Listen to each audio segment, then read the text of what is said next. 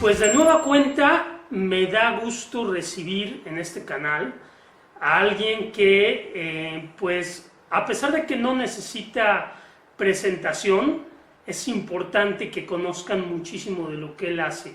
Y voy a empezar con lo verdaderamente importante, porque él es escritor, él es fotógrafo, él es humanista, él es, bueno, tiene tantas cosas bellas en su ser que pasa a un segundo término todo aquel currículum que pudiera tener, como el hecho de haber sido embajador de México en Colombia, en haber estudiado economía, bla, bla, bla, bla, porque la verdad es una persona que se tiende totalmente a sus amigos, a sus compañeros, a toda la gente que lo queremos y lo estimamos. ¿Cómo estás, Arnulfo? Gracias, amigo, por esas palabras de presentación ahí merecidas, pero pues la verdad es que sí te puedo decir que te tengo mucho aprecio también, mi querido Rafa, y es un honor estar aquí contigo de nuevo. No, riquísimo poder estar contigo. Mira que tenía preparado, sinceramente, varias preguntas porque es riquísimo tenerte aquí y aparte de que es riquísimo tenerte aquí, surgen tantas ideas para compartir contigo y que nos aclares el panorama que pues obviamente es medio difícil centrarse en un tema en particular.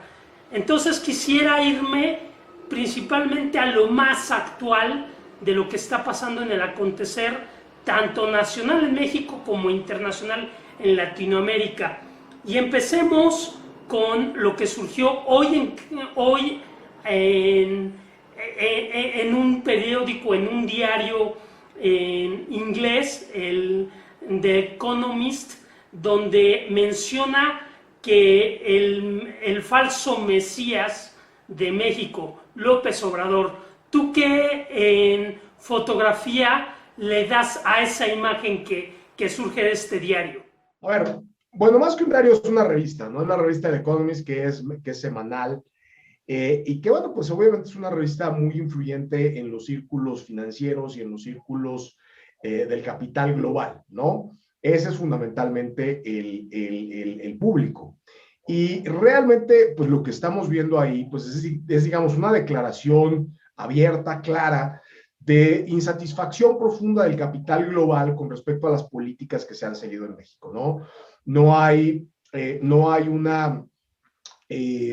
un foro prácticamente que hoy no esté diciendo que las políticas, y digamos, son criticables, puedes estar de acuerdo, puedes no estar de acuerdo, digamos, no es la pregunta. Mi respuesta es encaminada a que claramente los grandes capitales globales no están de acuerdo, más allá de lo que yo diga o de lo que digas tú o de lo que diga de algún experto en términos ¿no?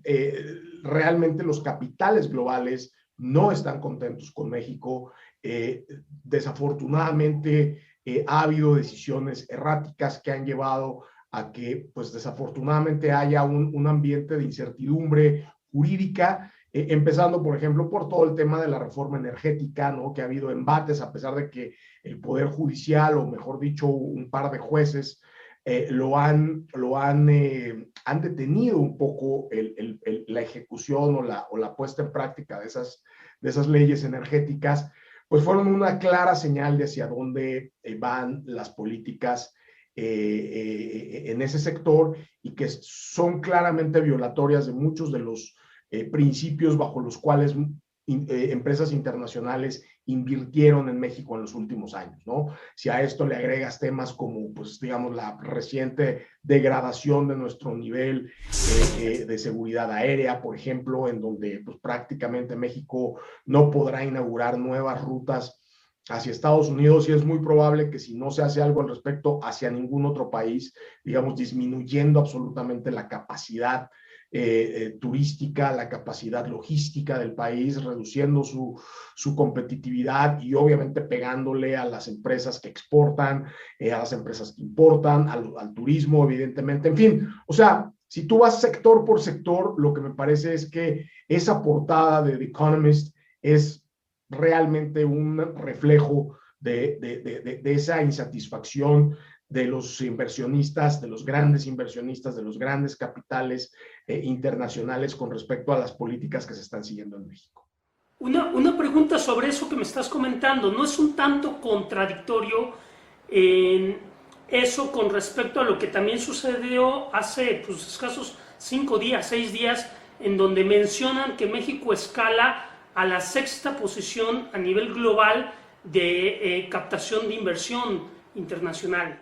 Mira, tú sabes que los procesos de inversión, de inversión extranjera, Rafa, hay procesos que pueden durar 4, 5 y 6 años. O sea, no son decisiones que se toman en un año y en un año se ejecutan.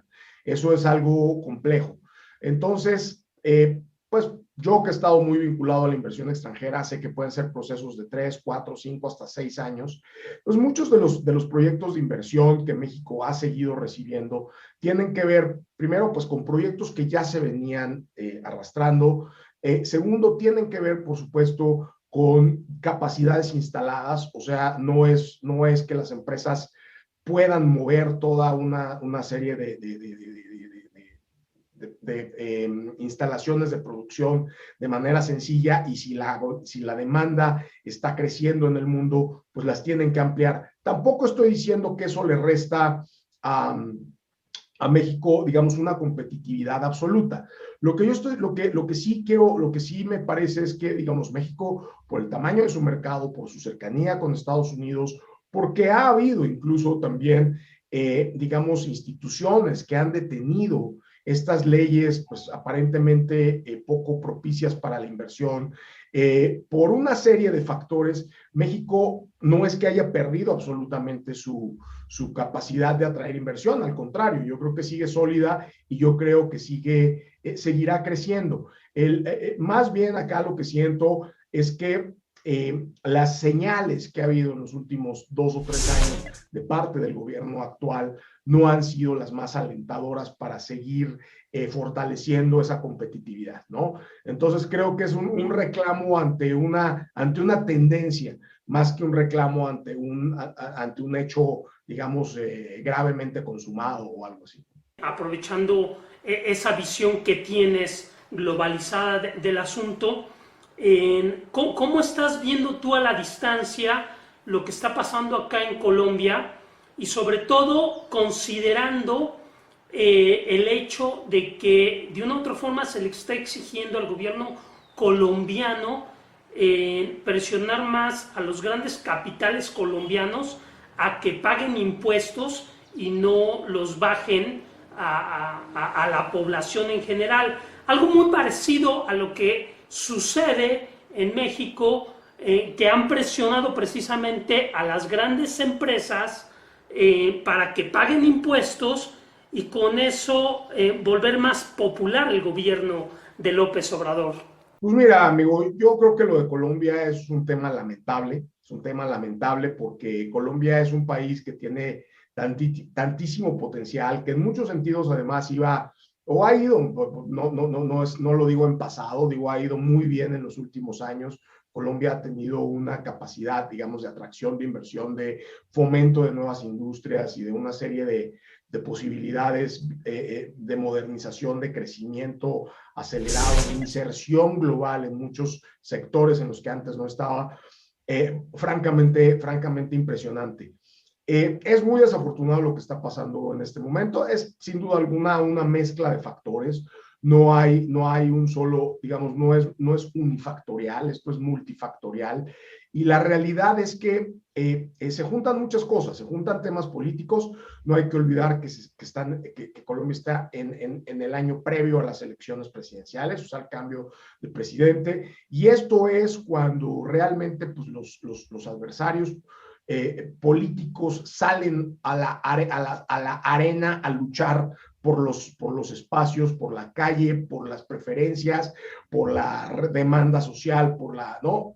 Es cuando están buscando abanderar el descontento. Si a esto tú le agregas un enorme descontento por varios motivos, yo creo, y lo digo con respeto, pero creo que Colombia no tuvo un desempeño como casi ningún gobierno del mundo, ¿no? Pero en el caso de Colombia, que es el que estamos hablando, creo que su desempeño en el tema, por ejemplo, del confinamiento, ¿no? Del confinamiento de la gente fue excesivo, fue excesivamente largo, fue excesivamente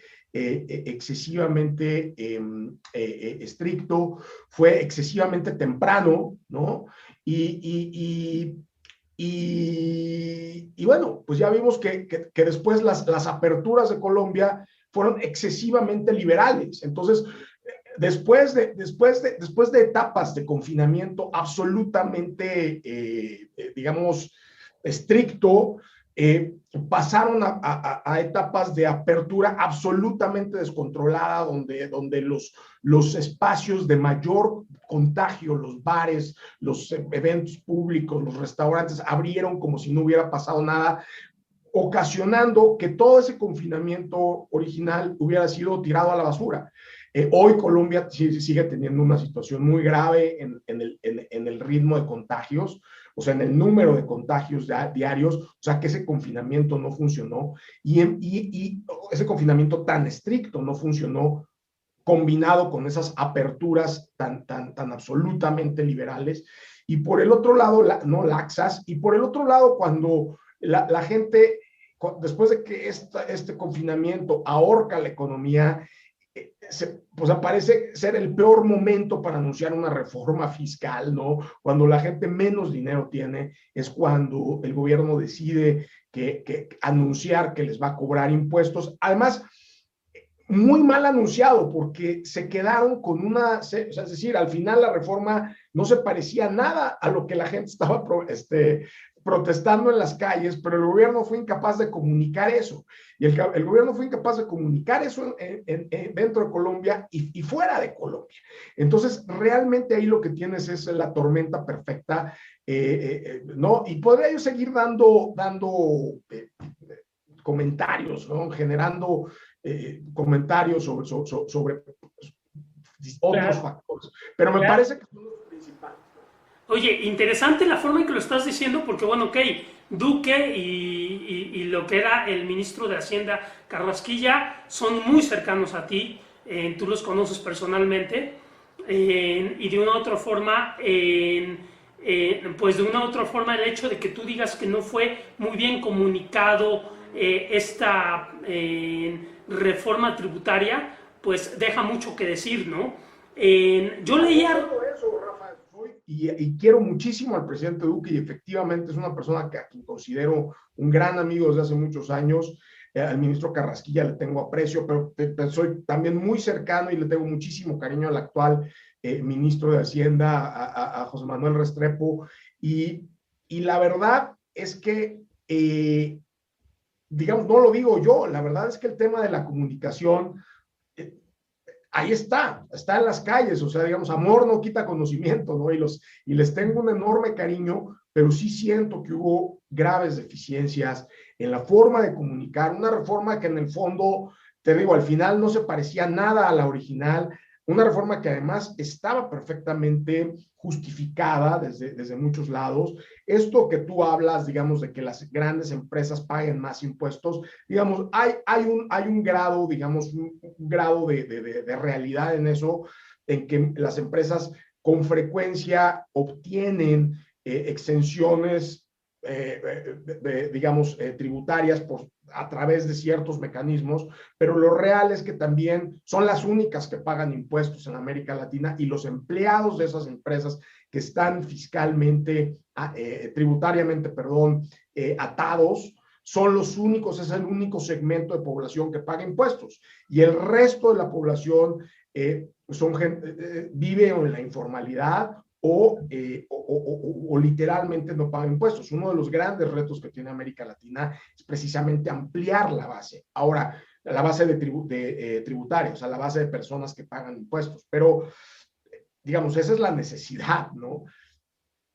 De ahí, para pasar a la realidad y cómo lo haces realidad, cómo lo comunicas, cómo convences, desde dónde inicias un proceso de cambio de esa envergadura en un momento como este, en donde la gente está desesperada, en donde no hay trabajo, en donde ya ahorcaste a la economía, donde la gente siente que primero la ahorcaste con un confinamiento y ahora lo quieres ahorcar con impuestos de ingresos que no está generando. En fin, son una serie de, me parece, omisiones en la implementación de un cambio tan relevante y que es muy lamentable porque, digamos, pues no es que lo diga yo, ¿no? O sea, no es, yo pues, estoy hablando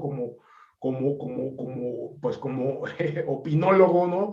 Pero la realidad es que te lo estoy diciendo desde años de conocimiento de la operación política. Entonces, falló la operación política de la introducción de la reforma, falló la comunicación de la reforma y ahí hay muchas lecciones que el gobierno y el nuevo ministro de Hacienda deben aprender para poder darle viabilidad tributaria al Estado colombiano y al mismo tiempo mantener, digamos, un clima de consenso, de negociación social que realmente permita estos cambios. Basado en esta parte final que me acabas de comentar, se me viene a la mente tu último artículo en Milenio, en que hablas precisamente de y dale con el capitalismo, en donde criticas a Eric Toussaint. Buenísimo artículo, la verdad. Para aquellos que no lo han visto, les voy a dejar acá abajo el link para que vayan a verlo. Está muy, muy interesante. Pero, ¿tú qué crees? ¿Cuál va a ser el modelo que va a predominar en breve? ¿El modelo mexicano o el modelo colombiano? Porque pues estamos ante ese tema. O es el capitalismo extremo de Colombia, derechismo extremo, o es el izquierdismo moderado de México, López Obrador. Mira, qué bueno que mencionas el artículo de Milenio, amigo. No, no solo porque me hagas publicidad y te lo agradezco, sino porque fíjate que pronto voy a escribir un artículo, de hecho lo traía muy en la mente, escribir este artículo sobre las derechas y las izquierdas latinoamericanas, ¿no? Y fíjate que parece ser una especie como de triste virus, como de triste enfermedad que tenemos en Latinoamérica, que es esta división entre estas derechas y estas izquierdas con capacidades, pero también con limitaciones prácticamente idénticas en todos los países. Y lo que es muy triste y por lo cual Latinoamérica vive en este péndulo permanente de ineficiencia entre gobiernos. O sea, parece ser que no importa si es de izquierda o es de derecha, parece que siempre terminamos sufriendo algún grado de incapacidad, algún grado de ineficiencia, algún grado de carencia. Es decir, siempre se quedan cortos, siempre quedan a deber los gobiernos latinoamericanos. Y es que hay un problema que yo identifico permanentemente y te lo vuelvo a decir también conociendo a los actores, no hablo de Colombia, hablo de toda América Latina, incluido México, por supuesto, en donde lo que tienes son tecnócratas absolutamente aptos para sus cargos desde el espacio técnico y con un conocimiento, digamos, una capacidad técnica, teórica y digamos de análisis y de generación de políticas públicas absolutamente excepcional. O sea, tienes a lo mejor del mundo aquí en América Latina, pero sin un gramo de calle, sin un gramo de sensibilidad social, sin un centímetro de pueblo, de barrio, ¿no? Y después tienes a estas otras, a este otro bando, literalmente, ¿no? Porque además así se pelean como si fueran dos pandillas, en donde tú tienes a estos izquierdistas que son absolutamente hábiles en el discurso, perfectamente sensibles para reconocer las carencias, para reconocer las necesidades, para reconocer los miedos de los pueblos e interpretarlos en discursos hermosísimos. Este señor Petro es un ejemplo clarísimo en donde el tipo puede trasladar el sentimiento popular a palabras muy, o sea, hermosas, pero que después son absolutamente incapaces de convertir eso en política pública, de convertir eso en resultados, de ejecutar todo lo que dijeron que iban a ejecutar, porque son absolutamente ineptos. Entonces, ¿no? Y ahí es donde los latinoamericanos estamos atrapados, entre una clase política tecnocrática absolutamente de primer nivel global en términos técnicos y en términos estadísticos y en términos de sus capacidades de análisis, de síntesis, de ejecución, porque además son buenos ejecutando, pero son buenos ejecutando cosas que no siempre le sirven a la gente. Que sirven para ciertas cifras, que sirven para impresionar al Banco Mundial, que sirven para que The Economist hable muy bien de ellos, pero que a las grandes masas no les sirven para nada. Y después tienes por el otro lado, como te digo, a estos señores hablando cosas hermosas, unas utopías absolutamente increíbles y pues terminan siendo unos inútiles que no pueden ni pavimentar una calle, porque no saben cómo generar los presupuestos, porque no saben cómo licitar, porque terminan haciendo, lleno de corrupción, igual, o sea, es decir, y ahí... Les cae el metro, ¿no? Se les cae el metro, y entonces ahí tienes a los ciudadanos latinoamericanos atrapados en medio ¿no? De esta tristísima, o sea, de que no existe un punto medio. O sea, no hay una persona que yo conozca que tenga sensibilidad social y capacidad técnica en América Latina. No los conozco, no, o sea, no en los gobiernos, ¿no? No parece que no hay un solo presidente, si tú te vas hoy presidente por presidente, que tenga ambas capacidades, o son, ¿no? Y no estoy hablando de populismo o no populismo, estoy hablando de sensibilidad social con capacidad técnica. Esa combinación no existe. Habría que meter a varios componentes en una licuadora y ver qué sale, ¿no? Sí, y a varios componentes de varias décadas, además diferentes, ¿no? O sea, claro. porque pareciera que en esta dualidad, en esta especie de alternativa mutuamente excluyente, estamos atrapados desde hace 40 años. Porque no quiero abusar de tu tiempo, es muy enriquecedor tenerte por aquí, y pues la verdad yo sé que muchísima gente quisiera escucharte largo y tendido, y para eso yo te voy a animar a que vuelvas a tener tus tertulias de vino y lectura por las tardes, que eran fabulosas en tus redes sociales. Pero fuera de ello, cuéntame qué lectura le das al tema de que López Obrador o el gobierno de López Obrador a través de Pemex compra una refinería, y al mismo tiempo, desde hace unos meses, Slim está invirtiendo grandes sumas en temas petrolíferos. ¿No es también raro? Mira, yo ahí también te voy a decir algo, Rafa. Mira, hay opiniones mezcladas en torno a la viabilidad o a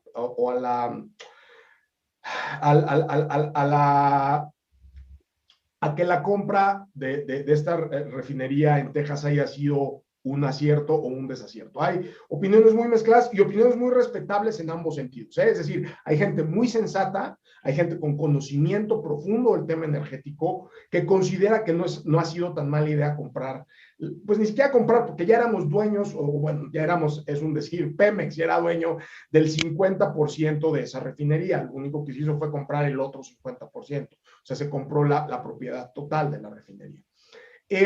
Mira, yo creo que el tema de otra vez, esta especie de disyuntiva, de falsa disyuntiva, ¿no?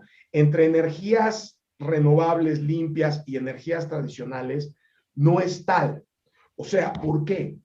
Porque el cambio hacia las energías limpias y hacia las energías renovables no va a ser inmediato. Esto pasa por un periodo de adaptación que tampoco va a durar 3 o 4 años, puede durar 15, 20 o 30 años. Eso es algo que tenemos que tener claro. Y el asegurar la capacidad de México Yo no sé si a través de Pemex, porque Pemex es una empresa altamente ineficiente, pero el tratar de asegurar, digamos, que esa transición hacia energías limpias pueda tener también un elemento, digamos, petrolífero importante. O sea, no sé, el tema del petróleo y todos sus derivados y el gas natural y todo eso, no se va a acabar de la noche a la mañana. Es decir, todavía tiene un ciclo que cumplir, quizá no tan largo, quizá no de 100 o 200 años como ha estado funcionando, pero sí un ciclo que todavía tiene que cumplir y ahí hay alguna razón para poder estar invirtiendo en eso. Ahora, lo que paralelamente tendríamos que estar haciendo, y eso es lo que no se está haciendo en México, es o se está tratando de dejar de hacer, que ese es el problema, es decir, se están creando marcos jurídicos, marcos legales que no promueven, que no facilitan, que no invitan a invertir en energías limpias renovables, que seguramente serán las energías predominantes dentro de 40, 50 o 60 años.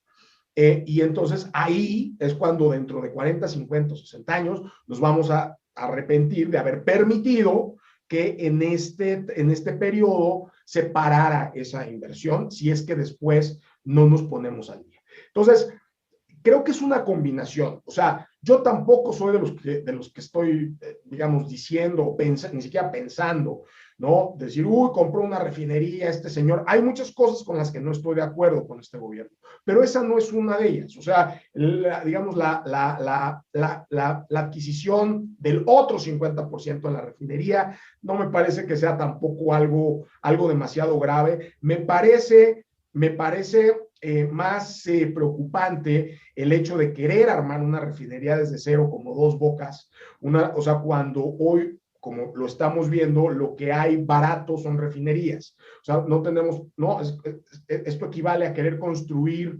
desde cero tu propio carro cuando puedes salir y comprar tu carro en una concesionaria, salvo que en algún momento tú quisieras convertirte en un fabricante de carros y competir, pues entonces tendría algún sentido.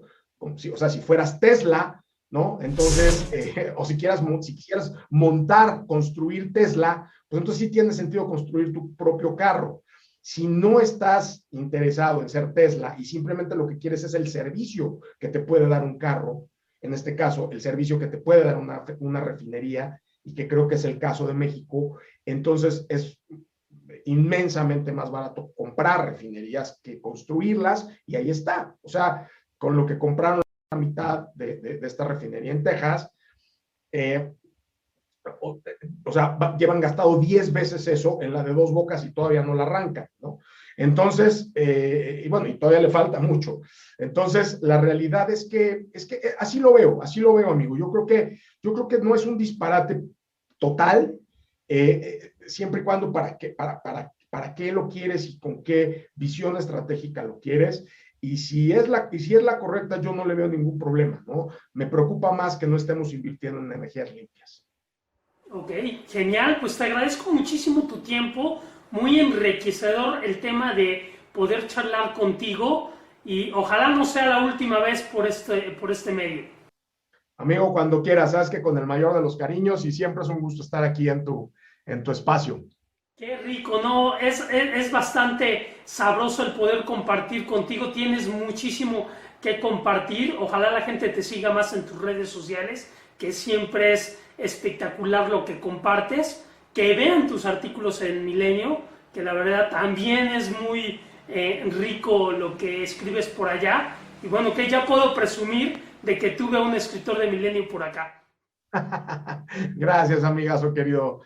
Siempre es un placer y sabes que siempre para servirte. Vale, pues te agradezco muchísimo. Un fuerte abrazo.